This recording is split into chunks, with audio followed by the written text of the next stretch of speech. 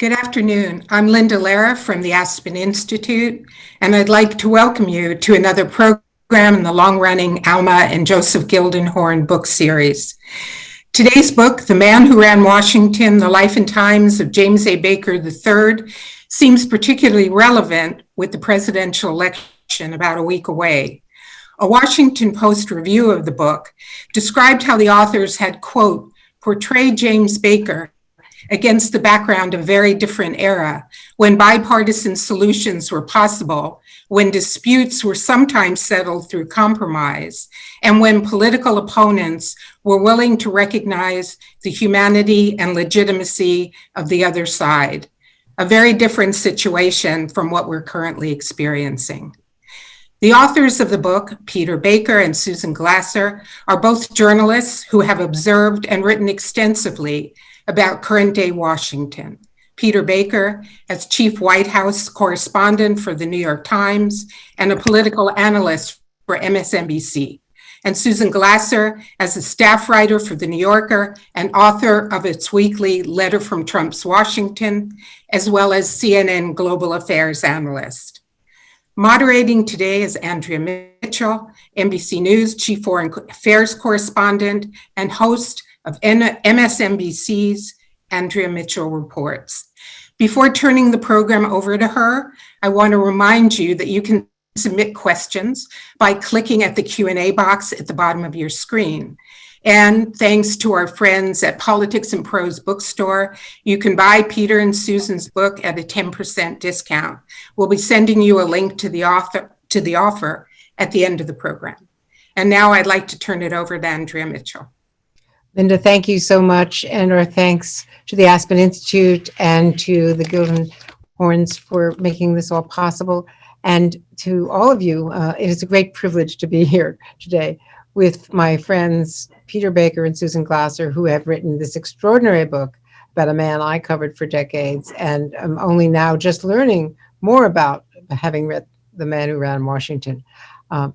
Susan and Peter, welcome, and thanks for being with us, because it could not be more timely, as Linda was just suggesting. Here we sit with a COVID relief package completely stalled and unlikely before the election. The Supreme Court nominee being pushed through at a pace that none of us would ever anticipated, but which certainly has its precedence in many of the political fights that go back decades.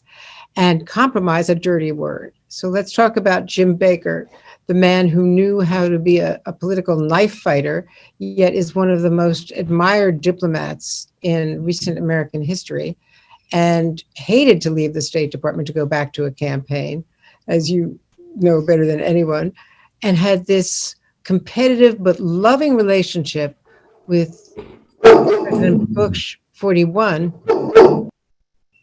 It's the dog, of course, working from home. But the loving relationship with President Bush 41, where he was, as you write, at his bedside as he took his last breath. Peter, let's talk about how this is all possible and the way Jim Baker both changed Washington and was changed by Washington. Well, first of all, Andrea, thank you so much for doing this. And thank you, Linda, for hosting us. I have to say that if you ever write a book, you want to have Andrea Mitchell in your corner, because she has been nothing but incredibly generous to us. Although it's a little intimidating to then have her interview you about a subject she knows better than you do. So that's the only downside of this. Totally true. We are so lucky to have Andrea as our moderator today, and we're just delighted. We also have Ellie, our pet dog, who you may or may not hear from more, hopefully not, as the hour goes on, but she likes the book too. And Jim Baker is a dog man, I would say, right? Very much so. Yeah. So look, you're right about Bush and Baker. That in some ways is such an important spine to this story in some ways, because obviously their friendship, which was forged on the country club tennis courts in Houston, was personal long before it was political. And in some ways, of course, you can see how history changes by this happenstance meeting of the two of them. Basically, it's very likely to say that Baker would never have been obviously Secretary of State had he not met George Bush. I think George Bush might not have even been president had he not met Jim Baker. Absolutely. Susan, a lot of people are focusing on how Jim Baker, as you write so beautifully, was the man who got things done, the man who worked with Congress, the man who helped make Ronald Reagan a much better president in the first term, and was the middleman, with the troika of advisors there, some of the hardliners who came from California, the kitchen cabinet. And he was the one who actually understood the political necessities that got the big tax deal done and a lot of the other successes, the early successes in the first term. So a lot of people don't understand how he became so silent in the age of Donald Trump. Well, Andrea, thank you again. I second everything Peter said about, being both incredibly grateful and also daunted to be discussing this subject with someone who knows it better than we do. Look, it is one of the fascinating things that a project that we worked on for 7 years would, and began back in 2013 in, the dim mists of the Obama era, would be coming out now, days before this second Trump election, and that the conversation with Secretary Baker about his own life would also come and almost be, kind of in parallel with this rise of Donald Trump and essentially the hostile takeover of the Republican Party that Baker thought he had built. And, to me, that was really just a sort of a fascinating backdrop to it. And we kept asking Secretary Baker, we're working with him in his, his mid to late 80s as this biography is being written and researched. And he's just turned 90 this year. And, we're asking him again and again about Donald Trump. And we're getting very similar answers, right, over and over and over again, which is, on the one hand, he tells us he thinks that Trump is nuts, that he's crazy. Those are words that he used, very much adamantly still opposed to a lot of what Trump brought to the table ideologically. Baker, to this day, sees himself as a fervent internationalist, as a believer in alliances and multilateralism as being the kind of definition of American leadership in the world.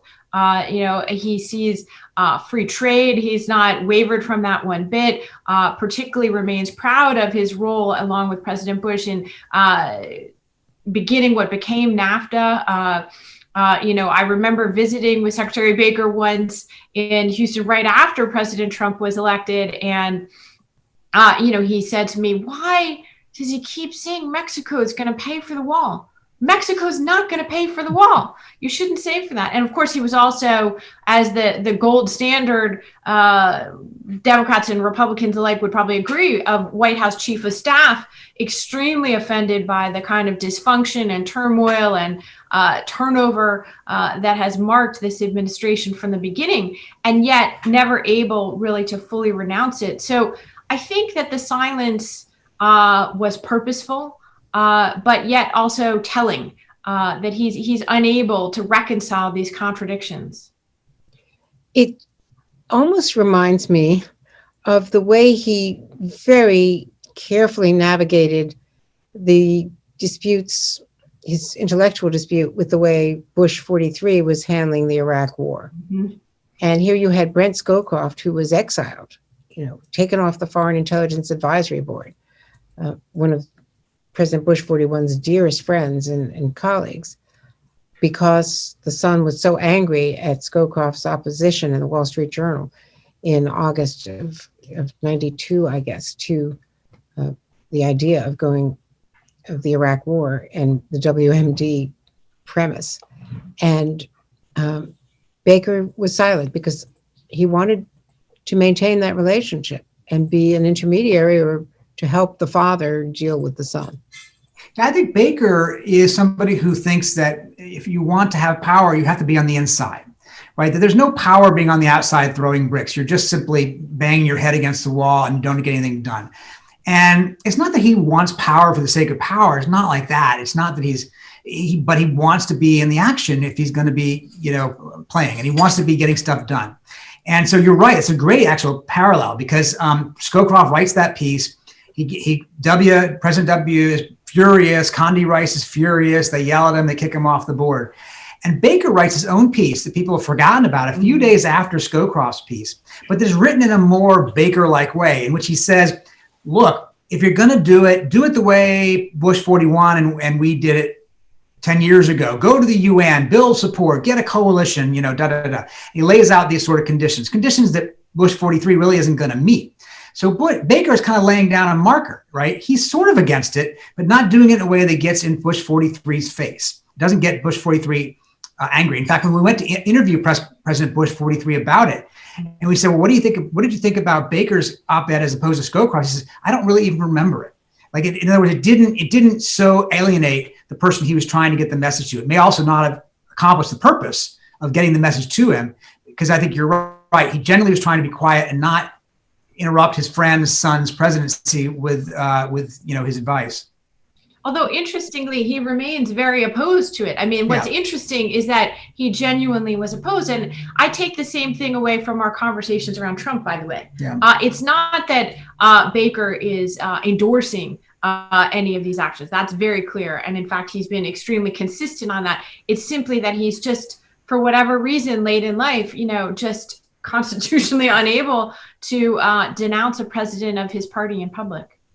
It's so interesting, his identification with the Republican Party, because to many people, the Republican Party is not recognizable.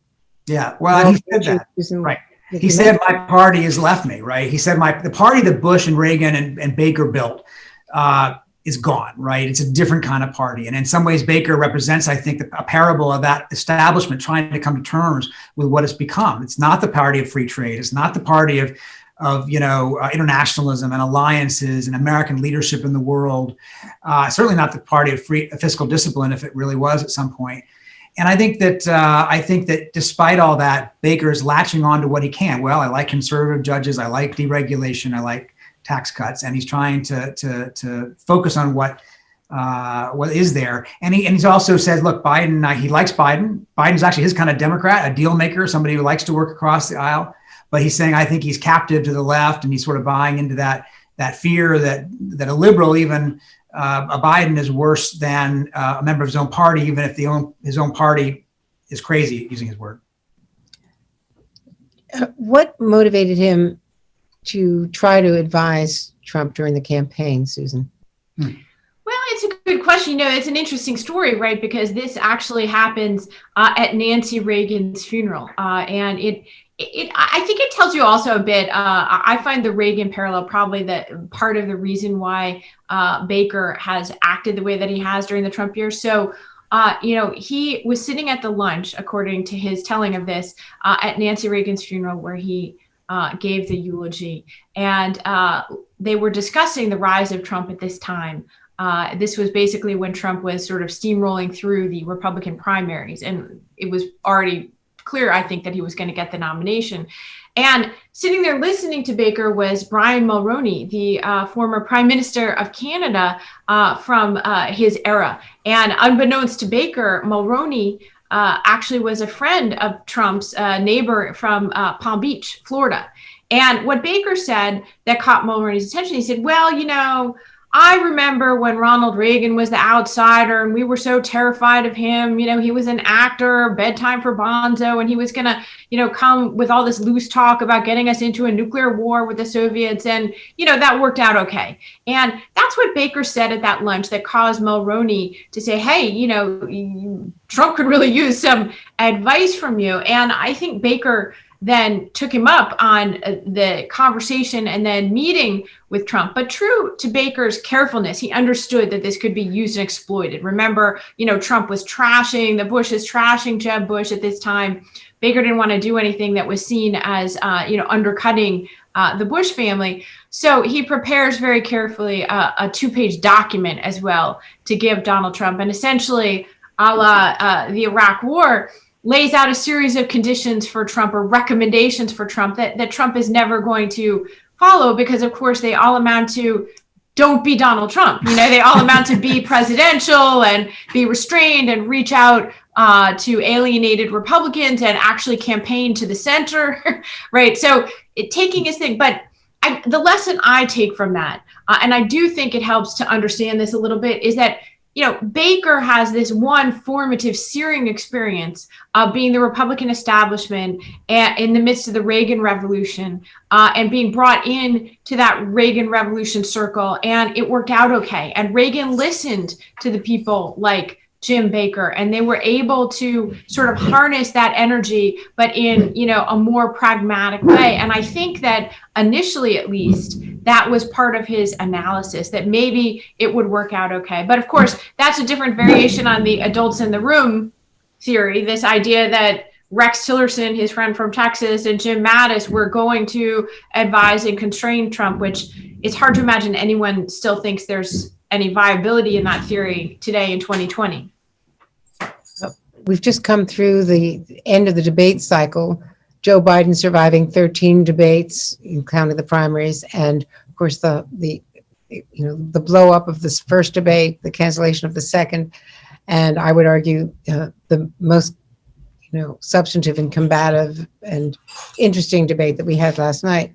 Jim Baker had an interesting relationship with debates. Yes. There was the Jimmy Carter briefing book episode. I recall in '88 when he was, because he represented the incumbent vice president, trying to delay debates with Dukakis, the challenger, and he finally agreed to the second and final debate with Dukakis only at the very last minute, so there was very little time to prepare, and to very good effect, in fact, as it turned out, for Bush over Dukakis. But tell me about the preparation, because one of the striking things to me about the differences, there are so many between Trump and Jim Baker, is Jim Baker was the best prepared, most careful, note-taking, briefing book focused person compared to Trump, who doesn't prepare for anything. Right. Yeah. In fact, when he was in the Reagan White House, they would say that if he was going to go on, say, Meet the Press with you and the gang on Meet the Press that Sunday, he would spend hours getting ready, and they would practice and workshop every possible question, every answer. And he'd give an answer, and then he'd say to David Gergen or Larry Speaks, well, what do you think of that? Should I tweak it this way or that way? So he was, in fact, a model of preparation. In fact, that was the family motto, the 5 Ps, as his kids would tell you with rolling eyes. Prior preparation prevents poor performance. And of course, he lived that. Now, that didn't mean all his presidents did. In 1984, talk about debates, Ronald Reagan, of course, loses his first debate against Walter Mondale. This is a habit, of course, of incumbent presidents running for a second term. Their first debates tend to be bad because I think they're a little cocky. They haven't prepared for a while. And Reagan was given these briefing books that Baker and Dick Darman, his deputy, had prepared for him. And he goes up to Camp David to get ready for him. And Stu Spencer tells a story later. He says, I saw those briefing books and they sat there on the counter while we went and watched movies, and those briefing books never moved.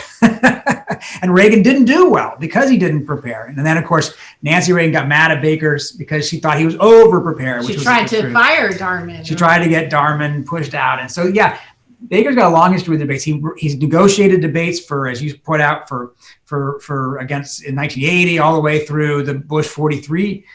He helped negotiate those debates. He and Vernon Jordan had this great story about negotiating in the bathroom on the back of an envelope while everybody else was busy squawking. And the Dukakis one, the other good story of the Dukakis one was he was always very careful about his negotiations. He sometimes demanded things he couldn't care less about in order to have something to give away, right? So with Dukakis, who was more my height than Bush's height, they wanted to have, something for him to stand on, a riser for him to stand on, or whatever. And Baker was refusing to let him do that. And finally, this is one of the things he gives away at the end because he couldn't care less about that, but it's something to have as a chit. So he knew how to work the process. Let's talk about Bush v. Gore, because as people told you from the Democratic side, the minute that Jim Baker was put in charge of the recount, some of the Gore supporters knew that they had lost. Yeah.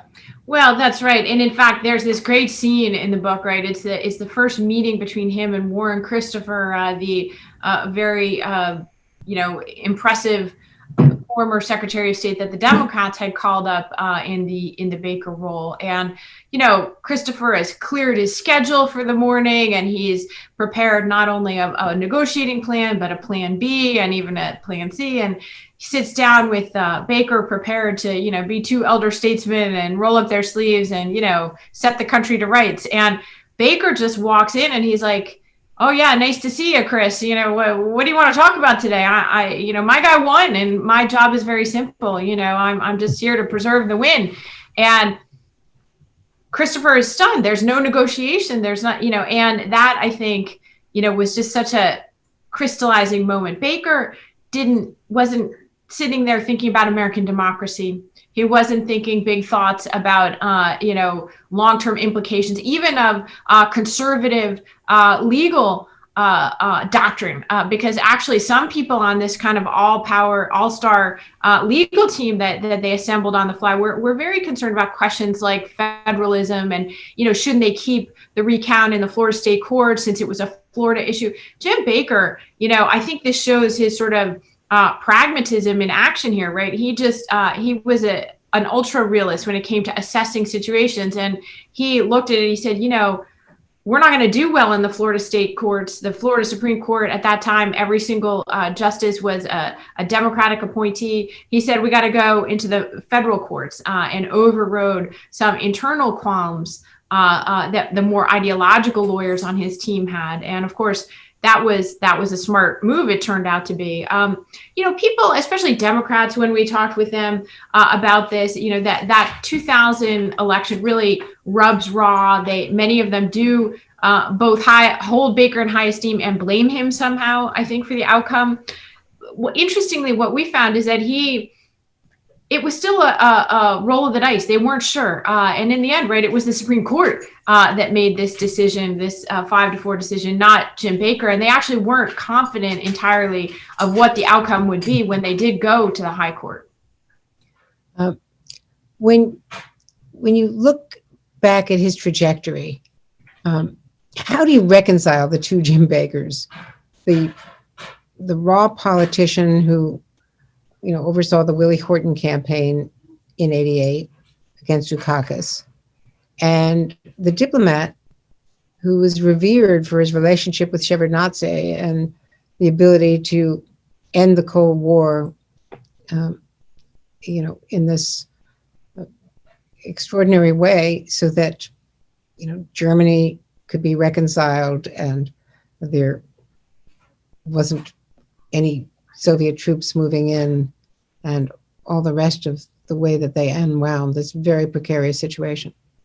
Yeah, I think that's the fascinating story here. You're absolutely right to make that the observation that there is this two sides of Jim Baker, the knife fighter in even numbered years when there's an election on the line, and the diplomat in the odd numbered years when they're not. I mean, the Willie Horton case is a good one, right? So the 1988 campaign, they come out of the convention, they're 17 points behind Dukakis. They need to do something. And Baker presides over a really tough campaign, knocking down Dukakis as a Pledge of Allegiance hating, flag burning, criminal coddling liberal. And, the Willie Horton ad itself is so notorious, was made by an independent, nominally at least independent Republican organization that supported Bush, not by the campaign itself, but they were playing with Willie Horton through the fall. Lee Atwater later regretted it before he passed away from cancer.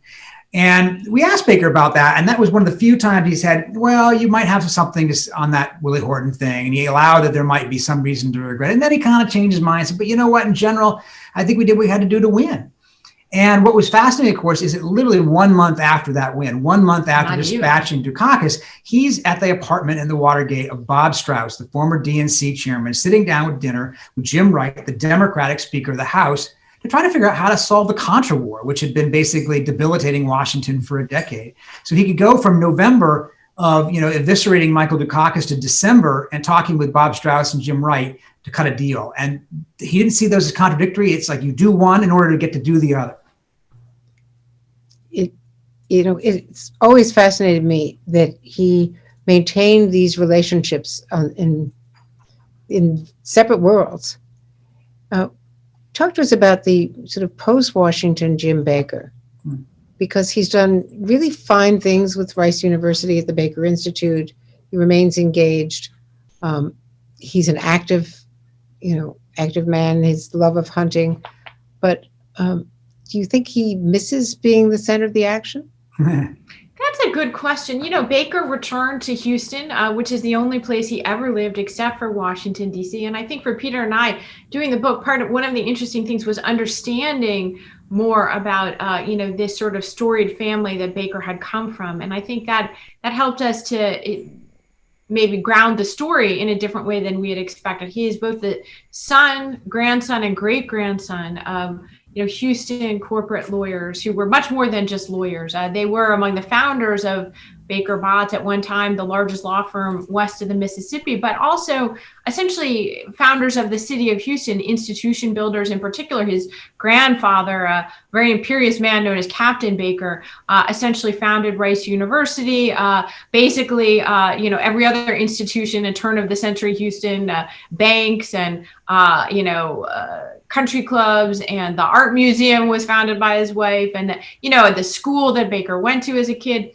So this was a place that really resonated, and interestingly, politics was sort of almost a rebellion in a way for Jim Baker. And so I think that he really truly sees himself as a Houstonian at the beginning and the end. That he wasn't chafing to return to Washington. He's also, I think it's that unsentimental aspect. He really understands that, when you have the power in Washington, you're everything. And without it, you're not. And I cannot imagine him wanting to be here just as a, sort of old guy, like calling up his contacts on the Hill and I think he would find that distasteful in the way that, by the way, to your point about 1988 campaign in Dukakis, he and George H.W. Bush, they both found a certain element of electoral politics in Washington to be grubbing and to be not worthy. He really yearned to be seen as a statesman and to transcend the occasionally dirty business of politics as he saw it. I know, and he actually thought about running for president in 1996. And one of the reasons he didn't run, and we found memos to this effect, was basically he was warned by his own staff, his own advisors, look, chances of winning aren't that great, and you could ruin what is a very good legacy for you. He was at his peak as Secretary of State. So getting back into politics in a losing cause would have maybe marred a pretty good reputation. He was offered defense secretary by President Bush 43, and he wasn't going to get involved with that. He says, he looked at that and says, that's not a winner. I'm not going to get something done with that. But he did do negotiations. He never stopped making deals, right? He made deals on a dispute over same-sex marriage between the Texas Episcopal Church and the National Episcopal Church. The Eisenhower Memorial, which just opened here in Washington, was a deal brokered by Baker because it had been frozen for years by a dispute over the design. Things like that. He was the special envoy for Western Sahara. That didn't work out so great. But he's always getting involved in things where he could make deals and help solve problems. But he was never going to come back, I think, to the level he had been. What about the relationship, complicated, competitive relationship, but the loving relationship that I referred to between Baker and George Herbert Walker Bush? It is, the spine of the story in many ways, right? Peter said, and I agree, that it's hard to imagine either man having achieved the heights that they ultimately did without the other. And in that sense, it's almost remarkable and unique in U.S. history. What we found is Baker, listening to him talk about George Bush when he first met him, as a reminder, we now know how the story ends, but, Bush was dazzling. That was the word that Baker used. He was a war hero in World War II. He was the youngest naval aviator. He had done what Baker had not up until that point, sort of escaped from the long thumb of his father, the very imperious Connecticut Senator Prescott Bush, and come off to Texas to make his fortune. He had then run for the House of Representatives. And so I think Baker was a little bit wowed by his friend, although maybe was the stronger tennis player on the tennis court, according to both of them, where they were doubles partners, and not just idle country club doubles partners, by the way, but they were in it to win it. They won 2 championships, which they endlessly bragged about as doubles partners at the Houston Country Club. But, when they then went in, if they were brothers, imagine, the pressure of going into the family business in effect together. And there were real fissures or certainly strains on the relationship when the two were at the height of their power, I think. I think we have time now for questions. We want to bring in questions from a lot of our Aspen members who are joining us today. One question is, does Baker's support for President Trump indicate he didn't care much about the policies he was advancing, that he just enjoyed playing the game, gaining in the power, the spotlight, becoming etched in history, as to coin a phrase, the man who ran Washington? Right. Yeah, that's a good question. He would say no, that he does care about policies, that in fact he was always tagged in his view as being completely ideology free. He would say, look, I am a conservative Republican. He does care about policies, but he also cares about what can get done. And his argument on this in terms of policy would be he doesn't support the policies that Joe Biden would put in place. So his argument would be that Trump, as bad as he might be, is still better than a Democrat. And that is, in fact, in his view, policy-based. But I think it goes also to what we talked about earlier a little bit about just the instinctiveness about, his positioning in society and in politics. And he just is not a natural rebel. I mean, he eventually rebelled against his family to get into politics, but it wasn't his nature during his time in politics to be throwing stones at the power brokers. He wanted to be a power broker. And so I just think it's intuition as much as anything else. It's the way he's constitutionally set up. Another question is there a parallel between Baker's handoff with Trump, or hands-off approach rather to Trump, and Eisenhower's refusal to take on Joe McCarthy?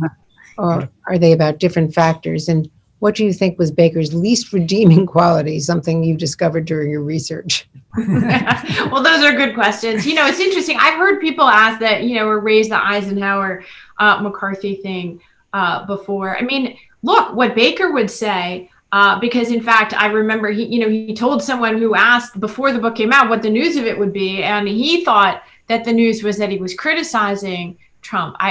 He didn't really realize perhaps that the weight that the vote of a 90-year-old man would have, he thought that the news was that he was calling Trump crazy and nuts. So perhaps from his perspective, again, it's hard for me to know, but perhaps from his perspective, he has been critical of Trump if stopping short of, full-throated going into resistance. But it's interesting to me that people have really gravitated around this question. And I do think it tells you a lot about not only the state of the modern Republican Party, right, where you have many Republicans like Jim Baker, many establishment Republicans who are apparently preparing to vote once again to reelect someone 11 days from now whom they find personally distasteful, whose behavior they disagree with, and even many of whose policies on fundamental issues like free trade and internationalism they disagree with, right? Like, I do think it tells us something about, if you want to understand why more than 40% of the United States is going to vote for Trump and has consistently supported him, then I think this account, as sort of frustrating as it is, does help you understand that. What does Jim Baker think about Trump's approach now as he heads towards fighting for re-election and talking about not handing off power and attacking election security? Well, I think he's troubled by all of that. I think these are not the way he approaches things. And I think that, the moment I realized just how different they were in that sense came actually during Trump's impeachment trial.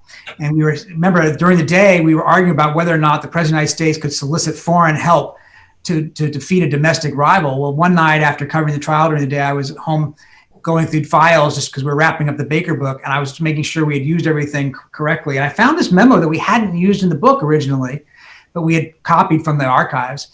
And it was a memo that Baker had written to the file in 1992 when Bill Clinton was losing when George Bush was losing to Bill Clinton. And 4 Republican congressmen had come to the Oval Office, according to this memo that day, and asked Bush and Baker, they said, you guys need to go to Russia and get dirt on Bill Clinton. Because remember, Bill Clinton, of course, had been overseas, a young man. There was talk about whether he'd renounce his country because he was protesting Vietnam and all that stuff. And Bush and Baker said, no, we don't do that. That's not what we do. And Baker, of course, who was an expert at self-preservation, commits this to a memo for the file. So there's a record of it, very careful, of course. But it was just really striking how much it changed, right? That there were lines, there were rules, even with Willie Horton, even with the 1988 campaign, there were lines that were not to be crossed. And this was one of them. And that's how much things have changed, I think, between then and now.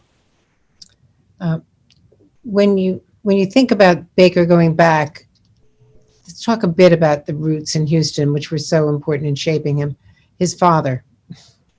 Yes. You mentioned that he goes back home and really never escaped, as Bush 41 did from Prescott Bush.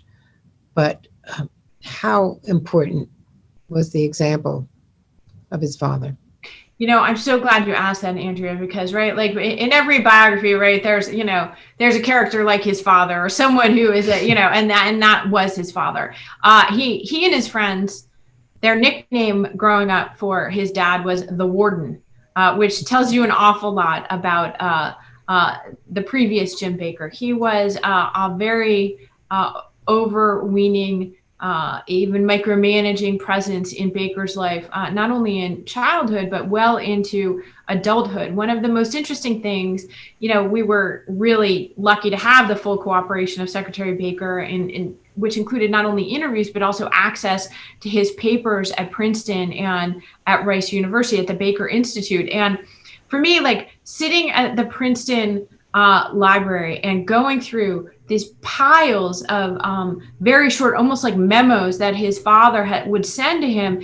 Again, he's like a professional lawyer in his 20s and even 30s. He's got children, eventually 4 young sons, a wife, and his dad is sending him like $25 to buy a suit from Brooks Brothers. And here's money for your wife's Christmas present. And here's money even to pay the doctor for one of the son's births. And the level of control when Baker came out of the Marines, he had gone to Princeton like his father before him. Father insisted, came out of the Marines. He's married with a young son who wants to go to law school. And he's considering, should he go back east somewhere like Harvard? No. The father says, you will go to the University of Texas Law School because that's where you will practice law in Texas. Baker says yes. Then he gets there and he says, you will pledge the same fraternity that I was in. And he says, Dad, that's an undergraduate fraternity. I'm a law student with a child and a wife. No. And he, for love and duty to his father, pledges this fraternity, and he's being hazed by these freshmen in college in the 1950s. It tells you a lot, I think, about the influence of his dad and why his father's motto, which came down from the family, was work hard, study, stay out of politics. Why it actually was a really big deal for Baker ultimately to decide that actually what he wanted to do was to go into politics. There's this one great moment when Baker is Secretary of State and he's visiting his mother. His father's passed away. His mother, I think, is around 90 at the time or something. Or more. Like, I think she's 90. And she says, now tell me what it is you do again. I'm Secretary of State, Mom. For the whole United States? Yes, for the whole United States. She says, I don't think your father would have allowed that. You have to love that story. Another question is, how would Baker propose to, quote, redirect the far right, alt-right back to a more traditional Reagan-esque Republican Party? Yes, I'm sorry, you should. Well, real quickly, I would say, what's really interesting is that, there's always been a fringe. There's always been an extreme. Trump has enabled them. Trump has given them access to the Oval Office. QAnon is not to be denounced; is to be nurtured. Even Reagan didn't want to do that, and Baker was his lieutenant in keeping the far right at bay. And I think that much as people like to blame Baker for that, let Reagan be Reagan, it was Reagan wanted Baker to kind of keep things in a more sensible, more reasonable, more compromising place. Don't you think? Yeah, absolutely. Yeah. I mean, I think that's right. I mean, this is a perpetual struggle, but I do think that's right. Did Pat Buchanan, at least not as a far right, but Pat Buchanan's populism sort of play that role that he struggled with somewhat, although he had the upper hand being chief of staff in the Reagan White House? Oh, yeah, absolutely. I mean, look, one of the interesting things we've done, a number of book conversations, and in a number of the interviews I've done with, liberals have been very, seeing in Baker's story, the story of the thread of the, what became the culture war and the extremism, that have sort of taken over the party now. And interestingly, right, you remember in what it was like in the Reagan White House, Baker, those people might have won the long-term war for the Republican Party, but Baker sort of triumphed in the short term. And those were his internal enemies, right? Those were the people that he was always, arguing on the other side of. He didn't have any time, for those kind of cultural hot button issues at that time. I think back to the Supreme Court nomination of Sandra Day O'Connor as an example of how different today is from back then, and how Baker's presence did arguably make a significant difference, not just on tactics, but actually on the outcome. Baker was the one who advocated for O'Connor being appointed as the first woman to the Supreme Court. And even at the time, conservatives were correctly, as it turned out, wary that she would not be a reliable vote for their causes. And it was Baker who blocked them from even having a meeting with Reagan in the Oval Office to air those grievances, right? And to me, that's an example where Baker's presence there really was very significant and something that actually made a long-term difference. I mean, right? Think of how many votes on the high court would have come out differently. And have you had any opportunity to talk to him since the nomination of Amy Coney Barrett about that? We haven't talked to him about that. I'd be interested. I'd be interested to see what he says about that. Yeah. And the process, indeed. It also strikes me that his willingness and ability to compromise was largely backed by the power conferred upon him by Nancy Reagan's patronage, if you will. Yeah. So she brought him into the campaign with Stu Spencer, and then, they didn't always, it wasn't always, compatible on every issue, but she had his back.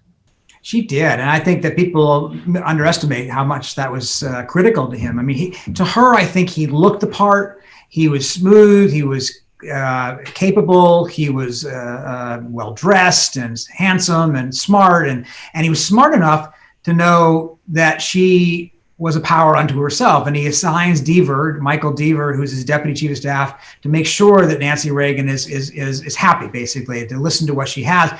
Deaver, of course, has known the Reagans for years. He's practically a member of the family. And Baker understands that. I remember him talking about Don Regan's mistakes. And he said, I don't understand that. How do you hang up on the first ladies? Of course, you're going to get fired if you do that. And Nancy Reagan, in her biography, she talks about, her own memoir talks about how capable Baker was and what a big mistake it was that Baker swapped jobs with Don Regan, because she says that she thinks Iran-Contra wouldn't have happened had Baker been around. He would never have allowed that to have happened had he still been at the White House. And a lot of bad things happened after he left that chief of staff. Now, she had in her book also a recognition that she says, look, I often thought that Jim Baker was out for Jim Baker, that Jim Baker mattered the most to him. But having said that, as we just referenced, she did ask him to do the eulogy at her funeral. And I think that tells you something about, her admiration for him over the years.